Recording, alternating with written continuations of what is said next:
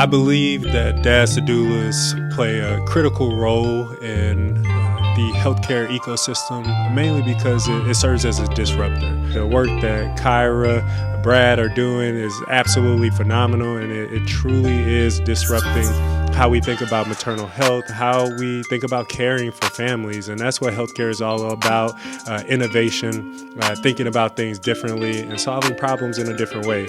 It's been so informative and powerful and moving to me personally. And I think this just is important for everyone to really pour into our wellness and the education of birthing and bringing children into this world. This space is extremely important because, this is a space where you can say exactly how you feel, your open concerns about going into this space, or just having that knowledge when it is time for, if you decide to have kids. I don't know about anything like this across the country. Today's workshop is focused on partner advocacy. What are some things that we can do as Black men to inform ourselves, equip ourselves so that we can support our sisters going through the birthing process?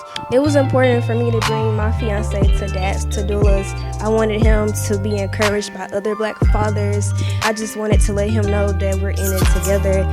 I feel like the program definitely gets you more in the mindset, more prepared to what to expect, in the labor room, and I think it's a great program.